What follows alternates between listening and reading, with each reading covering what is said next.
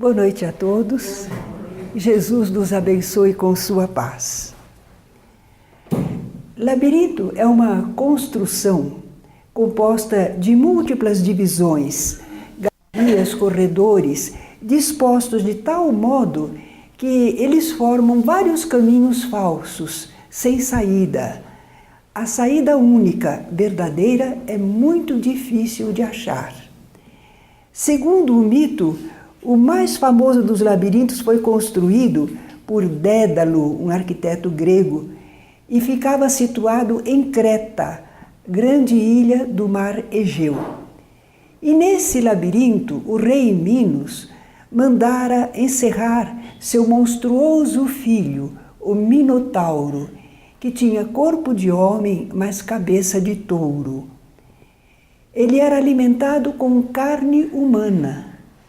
E, vencidos por Creta na guerra, os atenienses todos os anos tinham de pagar um pesado tributo, enviar 7 rapazes e 7 moças para servirem de alimento ao Minotauro.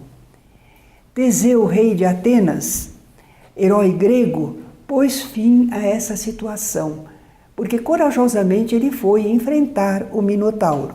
E ele teve a ajuda de Ariadne, que era a filha do rei Minos. Ela entregou para ele um novelo e ele amarrou a ponta no começo do labirinto. E quando adentrou o labirinto, ia soltando o fio.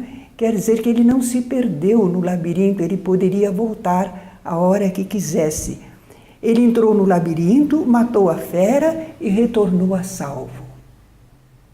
Há uma simbologia nesse mito, não é? Nós poderíamos dizer que no labirinto da nossa alma mora o monstro das paixões animais, que é preciso exterminar. Temos que enfrentá-lo com o fio da razão e a coragem do herói.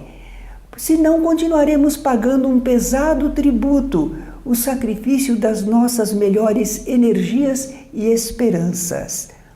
A mitologia grega influiu muito na sociedade nossa civilização. Tornou-se moda construir bosques, jardins, imitando labirintos, nos quais a saída é tão difícil que parece nem existir. E vamos pegar um outro simbolismo também. A vida na Terra é um labirinto. É um intrincado, um emaranhado de interesses e necessidades, situações, problemas, dificuldades, e nós no meio de todo esse labirinto, não é?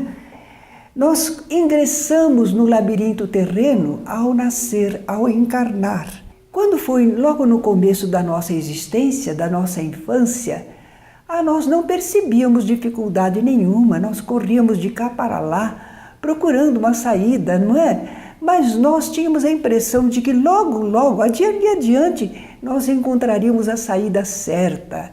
Tudo era fácil para nós e esperançoso. Mas um dia começamos a nos cansar dessa brincadeira e nos demos conta de que a vida na Terra é um verdadeiro labirinto que nos confunde e preocupa. E nós precisamos achar logo a saída única e verdadeira. Qual seria essa saída única e verdadeira?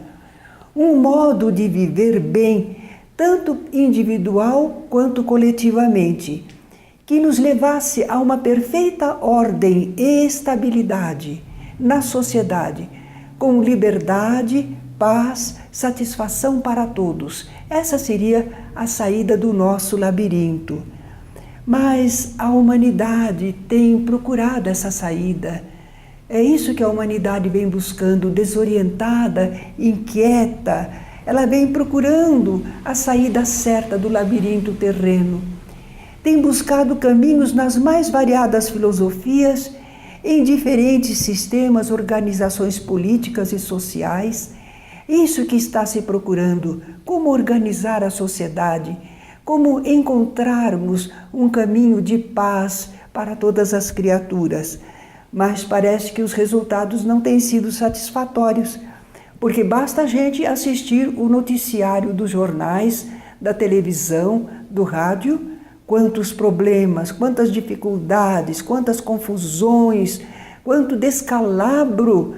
Nós ficamos meio preocupados, ficamos inquietos, inseguros, não é? Porque há muita desordem, agressividade, vícios e maldades campeando.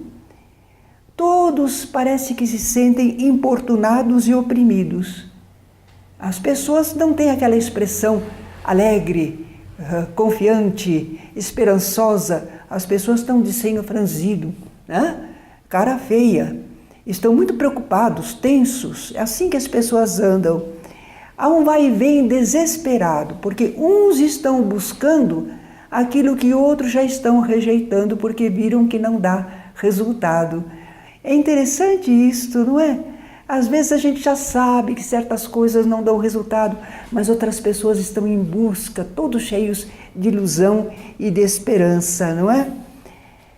Sabem que se o labirinto for observado do alto, ele perde toda a dificuldade. Se nós pudermos observar do alto, fica fácil de perceber os caminhos que a nada conduzem e qual é o roteiro certo para a saída. Será que para encontrar a saída do labirinto terreno, nós deveríamos ter uma visão de mais alto? Talvez como astronautas?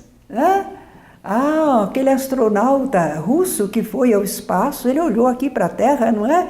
E o que é que ele disse? A Terra é azul. Coisa linda, né? Para nós é que as coisas continuam pretas. A gente não vê a Terra azul, não é?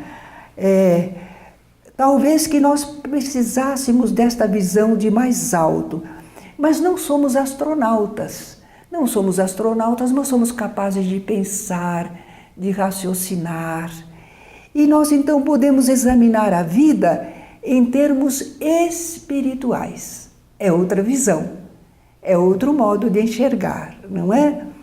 Visto espiritualmente, o labirinto terreno, que tem aqueles meandros que confundem e nos angustiam, vai perder esse aspecto ameaçador e difícil, porque nós começamos a divisar o roteiro certo, salvador, para escapar desse labirinto terreno. Existe sim uma saída. Se nós estivermos observando espiritualmente, nós todos diríamos, olha, lá está a saída, perfeito. Ela já nos foi indicada por Jesus, o Mestre. Eu sou o caminho da verdade e da vida. Ele já se anunciou como o caminho. O Evangelho é um roteiro libertador, é a orientação acertada para o comportamento humano, tanto do indivíduo como da coletividade.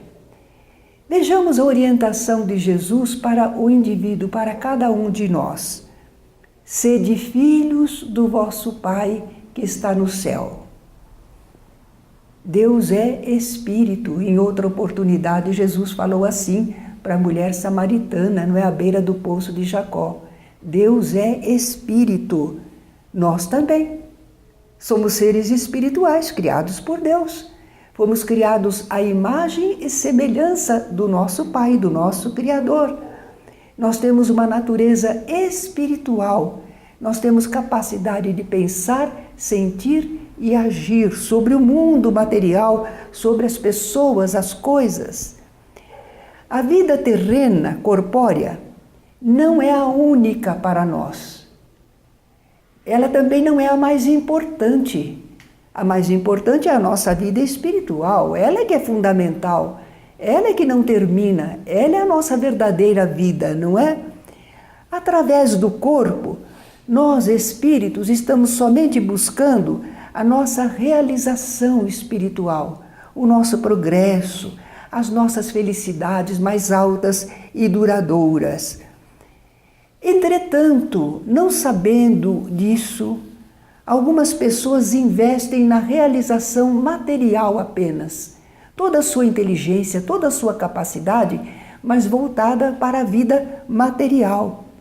Esquecem de cultivar o eu maior, a sua natureza espiritual. E o que acontece?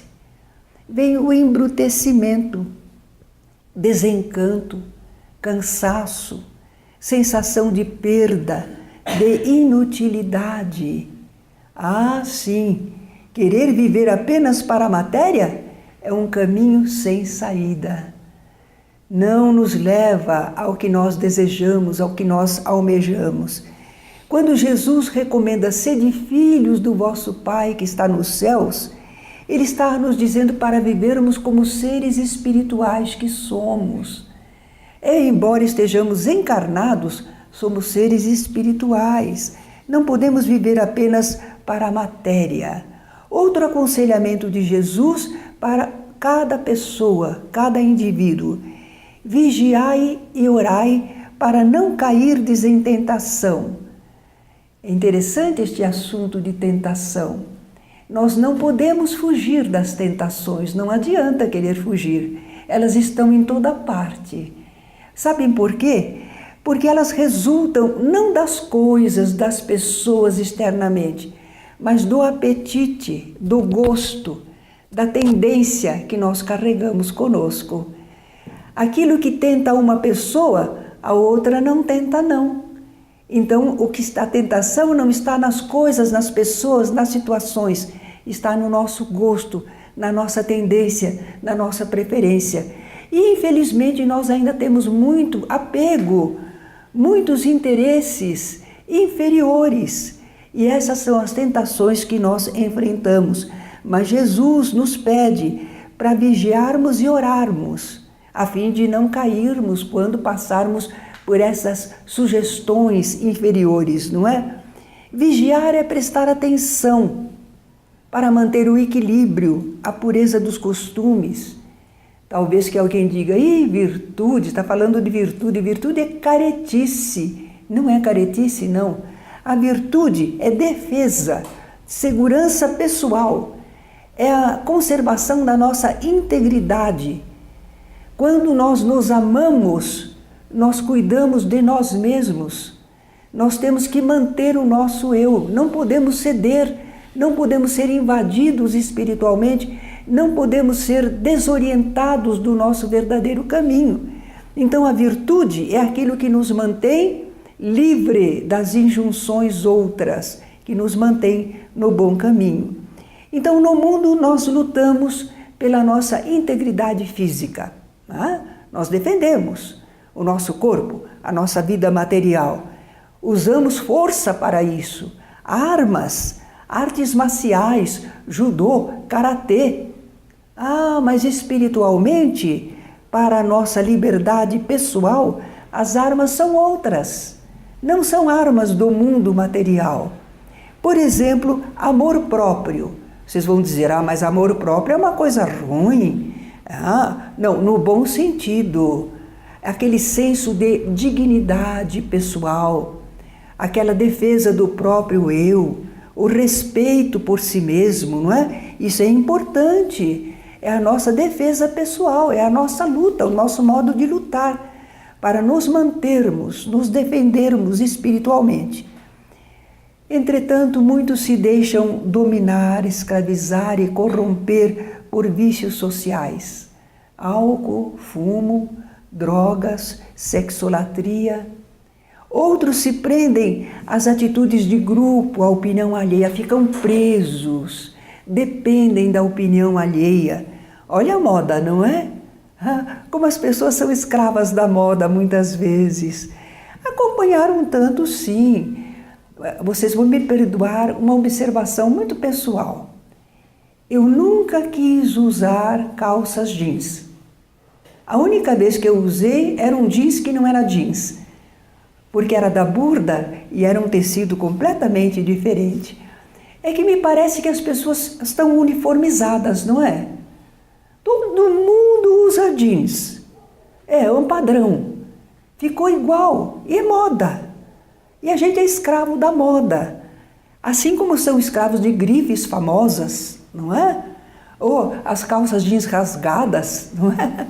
É coisas impressionantes e nós estamos escravos da moda. É apenas para mostrar assim um cantinho. E eu me rebelei. Falei: não vou usar jeans.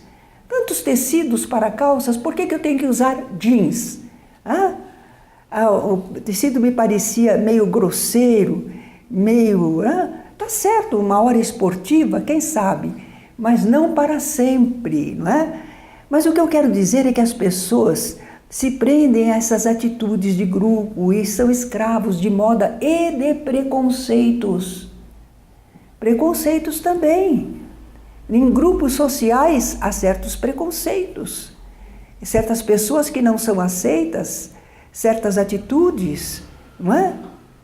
Então, não usando a vigilância, que é um método de defesa pessoal para o espírito, deixando de orar, de elevar o pensamento, de buscar as inspirações superiores, nós acabamos vitimados pela insatisfação, complexo de culpa, autopunição. Vigiai e orai. Estejam atentos e elevem o pensamento, é o conselho de Jesus. Mas, invigilantes, nós às vezes erramos, falhamos. Jesus não nos condena. Jesus apenas nos aconselha. Vai e não peques mais, para que não te suceda algo pior. Repararam como Jesus não nos condena? Ele adverte, mas ele não nos leva a complexos. Nós estávamos acostumados com religiões que nos apontavam o dedo, pecador, pecador, pecador. Nós estávamos distante do cristianismo. O cristianismo fala do pecado, do erro, da falha, da queda, dos desvios, mas em relação à pessoa é sempre acolhedora, é alertadora, não é?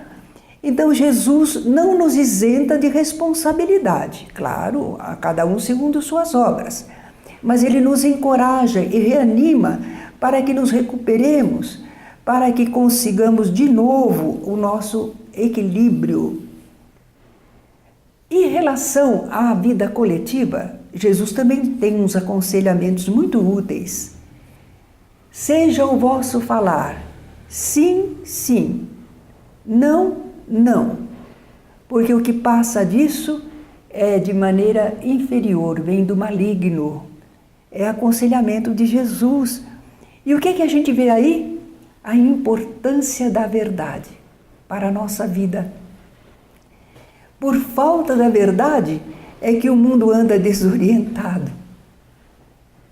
Vamos dizer, parece assim que a nossa vida na Terra é uma estrada que tem muitas indicações. Tem as indicações de vir à esquerda ou não vir à esquerda, mas estão todas mentirosas, estão todas equivocadas. E já imaginaram nós transitarmos na estrada da vida com indicações erradas? Até a mera propaganda é mentirosa, é enganosa. Olha a mentira invadindo a nossa sociedade. Grupos fazem às vezes uma propaganda, como algum tempo atrás diziam, a escova dental tem que ser dura, que é para produzir um bom efeito. Agora eles já voltaram atrás, né? Mas enquanto isso venderam muitas escovas de seda de nylon dura, não é? Serviu aos seus propósitos comerciais. Nós somos manipulados muitas vezes por isso, não é? Nós não estamos num mundo cheio de mentira. Então, que tal a gente começar a cultivar a verdade? Não a dureza contra as pessoas, mas a verdade, o sim, sim, não, não. Como resultado de não usarmos a verdade, há uma desconfiança geral. Impossível o entendimento mútuo sem a base na sinceridade. Ainda para o coletivo, Jesus tem outro aconselhamento. Com a medida com que medirdes, sereis medidos.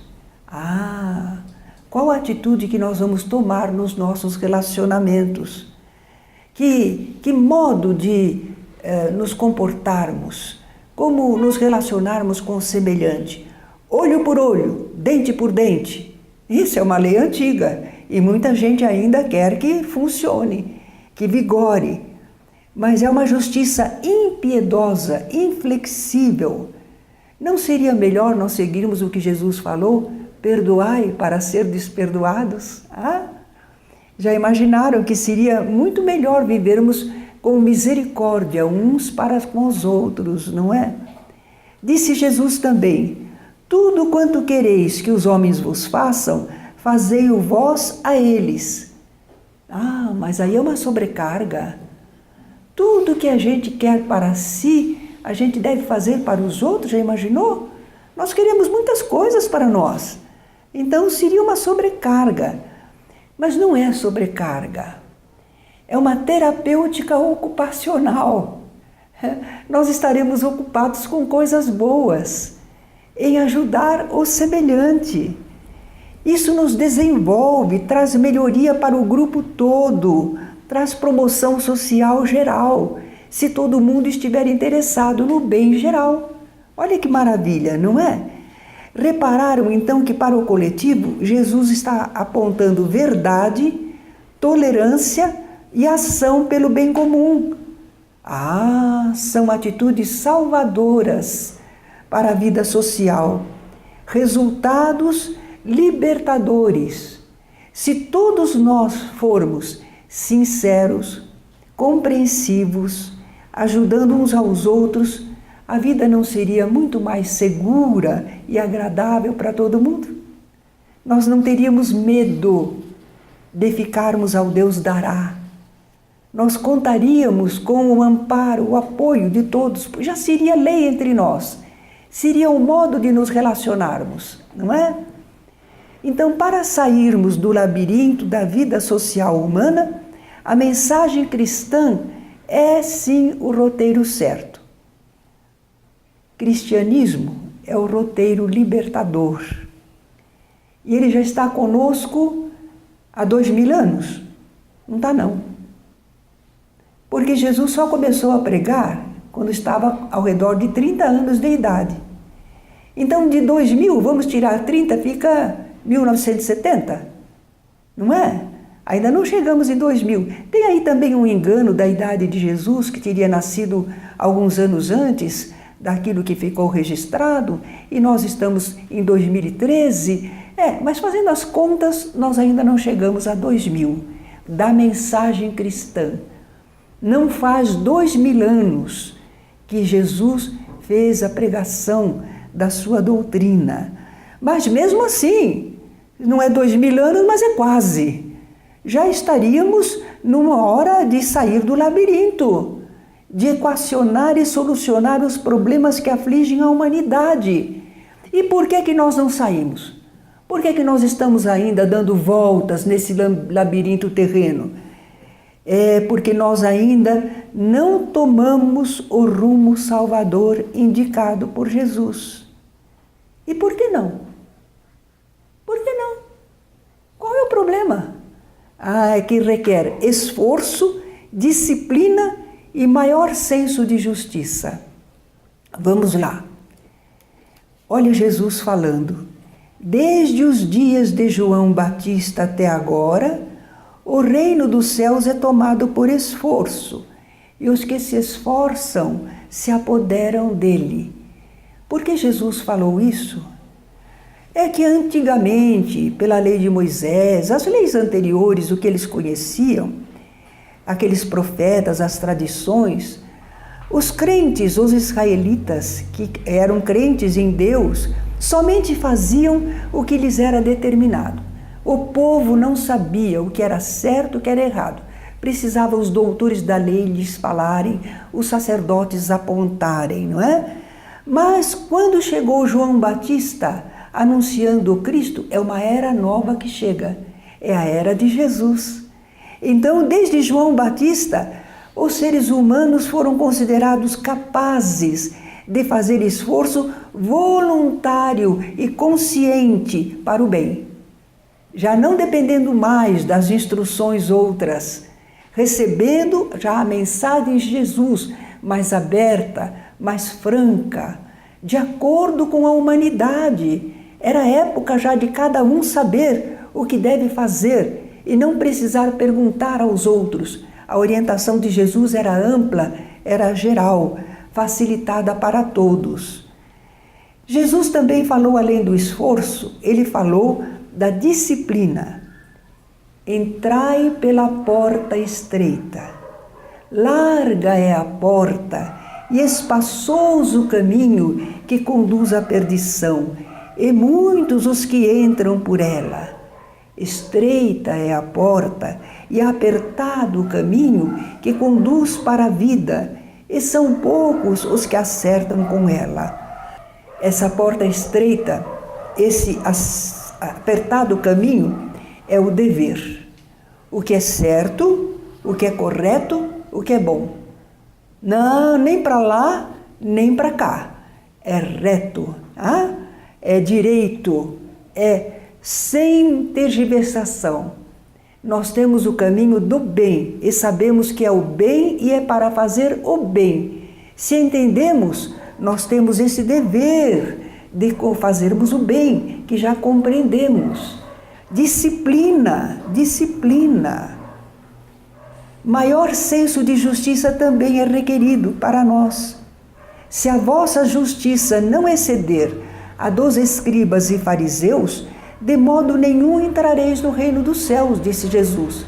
Porque os escribas, os fariseus, eles sabiam muito sobre a lei divina. Eles estudavam a lei, mas eles mesmos não praticavam. Eles falavam para os outros, eles se mostravam doutos na lei divina, mas eles não agiam de acordo, eram hipócritas, disse Jesus, não é?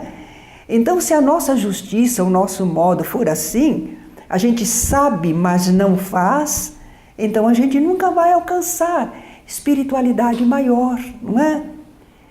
Como será que está o nosso senso de justiça? Será que ainda tem base no interesse imediato, vantagens, compensações? Olha o nosso senso de justiça, não é? O que é justo? É aquilo que me favorece? É aquilo que me tira de uma situação? Então isso é justo, isso é bom? Será que nós somos exigentes para com os outros, mas permissivos para conosco mesmos? Às vezes nós somos assim. Não estamos nos condenando, não estamos nos acusando. Nós estamos procurando entender para agir da melhor maneira, não é? Então vamos lá. Queremos que todos sejam virtuosos para o sermos também. Às vezes a gente, diante da humanidade, os outros não fazem, por que eu vou fazer? Eu vou querer ser santo, ninguém olha para isso, ninguém se preocupa. Como sermos bons se a maioria não o é? Cumprir sozinho, sem adesão dos demais, é tolice, loucura. E aí, então, por causa dessa atitude, se instala um impasse. Cada qual esperando que os outros comecem. Quem sabe nós estamos esperando um decreto geral dos governos. Vem um decreto geral que diz assim: todo ser humano fica obrigado a ser honesto, trabalhador e fraterno. Revogam-se as disposições em contrário. Nós estamos esperando uma lei, uma ordem. Mas alguém tem de começar mostrando o rumo. Quem começará? Os que já possuem alguma qualidade ou virtude, um ponto de partida para a ação edificante. No Sermão da Montanha, Jesus identifica essas pessoas que estão caminhando à frente, que já se comportam de acordo com as normas do reino dos céus. Os pobres de espírito. Não é xingamento, não. Não, o povo é que transformou num xingamento, mas não é, não. Pobres de espíritos são aqueles que se reconhecem carentes ainda de maior evolução espiritual. Eles desejam crescimento espiritual, não é? Eles são humildes. Eles não acham que sabem tudo, eles desejam aprender mais, não é? Esses são os pobres de espírito. Para eles é o reino dos céus, não é? Disse Jesus. Aqueles que choram, e todo mundo chora. Não, mas não é um modo de chorar desesperado, aflito, caprichoso, não. os que choram suportando o sofrimento sem revolta ou desespero. Esses estão compreendendo como devem se comportar na dor, no sofrimento. Bem-aventurados os mansos e pacificadores, aquelas pessoas que não agridem, não tumultuam, pelo contrário, harmonizam o ambiente. Aqueles que têm fome e sede de justiça, a pessoa que já compreende o que é certo e o que não é, anseia pelo melhor e fazem imperar esse bem, o certo, o justo, mas não obrigando os outros na sua própria vida. É aquela pessoa que tem fome e sede de justiça e por isso ela vive a justiça na sua vida e não exige dos outros, não é? Misericordiosos, aqueles que se compadecem das dores, dos problemas humanos, são compreensivos, tolerantes. E os de coração puro, eles não abrigam maus sentimentos, nem pensamentos inferiores. São os virtuosos, caros irmãos, as pessoas que já possuem virtudes, qualidades morais, espirituais. Bem-aventurado quem é virtuoso, que nunca deixe de ser, que não desanime, que persevere, porque nós precisamos muito dos virtuosos. A comunidade precisa dos virtuosos, eles são muito importantes. Jesus os chama de sal da terra e luz do mundo. E nós vamos entender a comparação de Jesus. O sal preserva a matéria da decomposição. Os virtuosos preservam o meio social da degeneração, da injustiça, da agressividade, do conflito generalizados. Os virtuosos na sociedade são os elementos de equilíbrio e sustentação para a comunidade. Vocês acreditam que o mundo ainda estaria prosseguindo e teríamos possibilidades ainda de ordem e progresso se não fossem as pessoas virtuosas? Há muita gente virtuosa, talvez não no grau máximo, mas o nosso povo é virtuoso, porque é aquele povo que trabalha, que paga impostos, que cuida da família, que estuda, que faz assistência social, é ou não é? É esse povo que está impedindo que o mundo chegue ao caos. É essa parte da sociedade grande massa virtuosa. Não é perfeita, não são criaturas celestes, mas são criaturas de virtudes e de qualidades, de sustentação do meio social. É por isso que o mundo não vai realmente para o descalabro, para a perdição, porque há uma massa enorme de pessoas que cumprem os seus deveres. São os virtuosos, não é? Eles são o sal da terra e são a luz do mundo. Porque as pessoas que têm algum conhecimento espiritual, entendimento, é como a luz ilumina, aclara, permite que a visão se faça. Então aquele que tem entendimento espiritual neste mundo, onde quase tudo é egoísmo, materialismo, violência, os virtuosos são o bem que se faz visível. Como é que nós podemos saber o que é altruísmo? Só quando a gente vê em alguém. Quando a gente encontra alguém altruísta, a gente diz, olha o altruísmo. Porque só no exemplo das pessoas, espiritualidade, brandura, tudo isso nós conhecemos quando vemos alguém praticando. Então os virtuosos são essa luz que evidencia como é o certo, não é? Somente saberemos do bem se o virmos concretizado na conduta de alguém. O exemplo do virtuoso é importantíssimo. Jesus disse, tende bom ânimo, eu venci o mundo. Os que atendem à orientação cristã também vencem o mundo. Encarnam aqui, estão aqui na terra, mas realizam coisas admiráveis.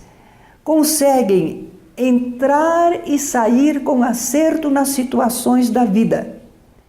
As mais variadas situações da vida terrena não confundem estas pessoas, porque elas sabem o que é o certo, elas sabem o que é o bem, elas sabem o que é o bom e vivem assim.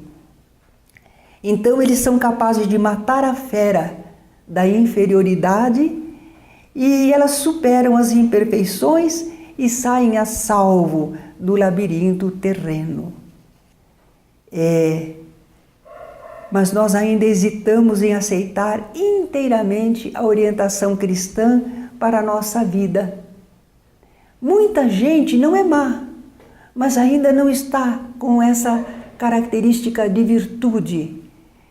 Porque nós muitos somos assim, meio cristãos, um tanto cristãos. Cristãos a meio, mas não total, não para valer. Um pouquinho cristão. O Espiritismo nos traz valiosa ajuda, porque o Espiritismo usa o método experimental, conhecimento da ciência, nos leva a examinar e analisar os fatos transcendentes ensinados pela fé, mostra o que é possível e o que não é em relação à vida espiritual, assim vai abolindo, anulando crendices e superstições. O Espiritismo ajuda a examinar os problemas humanos com elevação e com serenidade, e somente define e propõe soluções à luz de princípios como Deus, Espírito, evolução, reencarnação, causa e efeito. Eis é o grande segredo, não é? A doutrina espírita fala de Deus, porque nós sabemos da existência de Deus através de suas obras, da criação, do universo. E sabemos da sua sabedoria e seu amor pela previdência e providência na programação da vida universal. É admirável. Então Deus é ponto importante para a humanidade. E nós, através do Espiritismo, conseguimos ter esta convicção, esta certeza a respeito da divindade do nosso Criador e Pai. E também do nosso eu espiritual, porque o Espiritismo não só afirma a existência do Espírito, mas fala da pré-existência, que nós já existíamos antes de encarnar. E quando o nosso corpo morrer, então, nós não morreremos junto, porque nós já éramos seres espirituais, já vivíamos antes sem o corpo, não é? E abre campo de experimentação, pelo intercâmbio mediúnico. Então, o Espiritismo nos abre um campo de verificação da realidade do nosso próprio eu espiritual. A evolução, nós fomos criados simples e ignorantes, mas nós estamos destinados à perfeição e à felicidade, pelo progresso intelectual e moral também. E para isso, para progredir, a gente reencarna. Uma vida só não é suficiente. Então, através da reencarnação, nós vamos compreender como são as pessoas diferentes, às vezes não têm a mesma idade espiritual ainda, não aproveitaram igualmente as oportunidades, as experiências são diferentes para as pessoas, porque as necessidades de progresso intelectual e moral também são diferentes, por enquanto. E a lei de causa e efeito confirma o que Jesus ensinou, não é? A cada um segundo suas obras, mas assegura também o primado do bem sobre todo o mal, a excelência da lei de amor, que cobre a multidão dos nossos pecados. Quando agimos para o bem, nós compensamos muita coisa que possamos ter feito erradamente.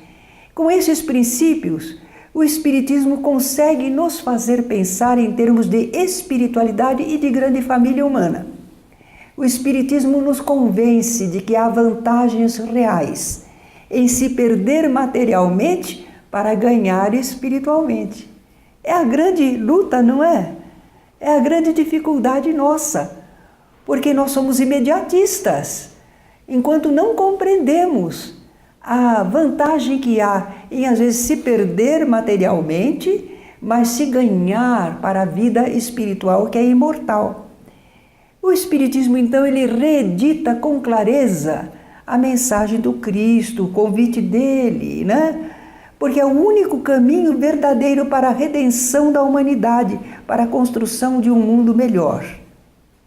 Kardec diz que a influência do Espiritismo será preponderante pelas modificações que trará às ideias, às opiniões, aos caracteres, aos costumes dos homens e às relações sociais. Mas ele também explica que não é o Espiritismo que vai modificar as leis humanas. Ele explica que o Espiritismo vai dar melhor compreensão das ideias superiores. E sob o império dessas ideias superiores, os seres humanos farão as instituições do mundo regenerado. Nós é que temos que tornar o mundo melhor. Nós vamos compreender e adotar esses princípios renovadores. Então nós temos mesmo que viver a proposta cristã, trabalhar com verdade e amor, a leira que o Senhor nos abriu e confiou no mundo. Temos que evangelizar a humanidade através da doutrina espírita, para que a humanidade, assimilando a mensagem, se renove, renovando o meio social. É o único jeito. Por isso Jesus veio como mestre e trabalhou com a alma humana. Temos que influir nas pessoas para as pessoas influírem na formação do mundo ao redor. Isso não se faz com palavras apenas. Nós temos que testemunhar a validade de uma justiça superior à justiça dos homens. Como é que nós vamos fazer isso? Vivendo segundo os padrões dessa justiça melhor. Desde agora, quando poucos as reconhecem e por eles vivem. Nós não podemos ser simplesmente um produto social, um verniz, uma aparência de cristianismo, de procedimento bom. Nós temos que estar vivendo, ser uma vivência sofrida e perseverante de um ideal. Às vezes a gente não entende por que tanto sofrimento, tanta dor, para nós testemunharmos a nossa fé, o nosso entendimento, o nosso amor a Deus, não é? Mas muitas vezes os amigos espirituais nos falam que peças bem feitas de aço para obter têmpera são submetidas a alto calor e resfriamento súbito. A gente diria, não é? Por quê? Por que precisa entrar nesse calor, nessa luta e depois de repente certos choques que nos resfriam, não é? Por quê? Que é para que nós tenhamos uma têmpera. Na luta da vida, nós temos aquela perseverança, aquela decisão. Então, para o espírito, as dificuldades da vida na Terra constituem a resistência adequada para testar a sua natureza real e profunda, para fixar indelevelmente o comportamento superior. Caros irmãos, nós temos de ser cristãos enquanto o mundo ainda não é, para que quando o mundo for cristão, dentro desse mundo nós sejamos cristãos verdadeiros em essência. Pelo Espiritismo, Jesus nos fala do ideal de uma humanidade regenerada no futuro, mas nos convida a combater desde já o egoísmo em nós. Aprendemos com a doutrina espírita: fora da caridade não há salvação. Como é possível que haja salvação para a humanidade ou para nós mesmos sem o princípio da caridade, do abrir o coração para o semelhante, não é?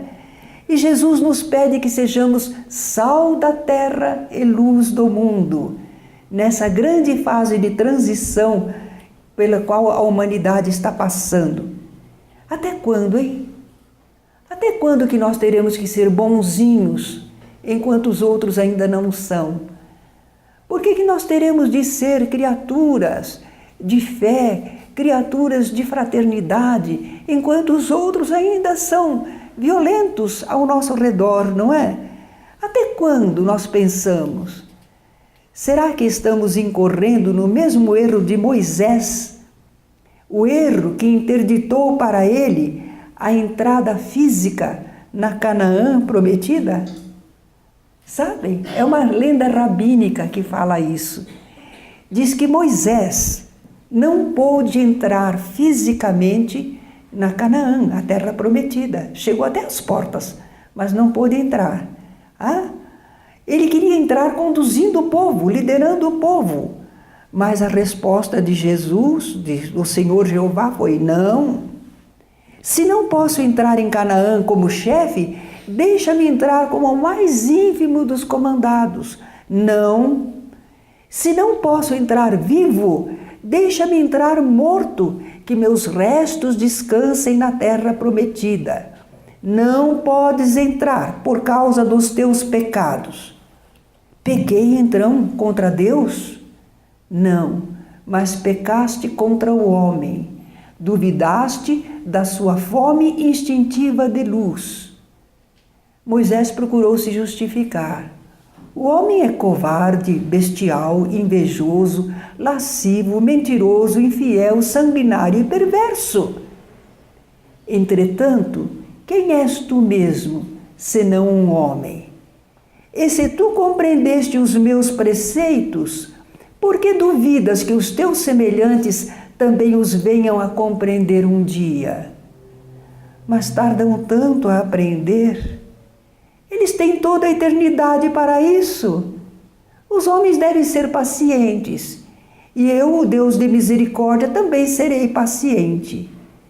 E a história dos rabinos conclui que quando Moisés ouviu estas palavras, resignou-se a morrer sem entrar em Canaã, porque ele acabara de entender que a terra prometida não era Canaã somente, mas o mundo inteiro, essa perpétua escola de justiça, clemência e amor.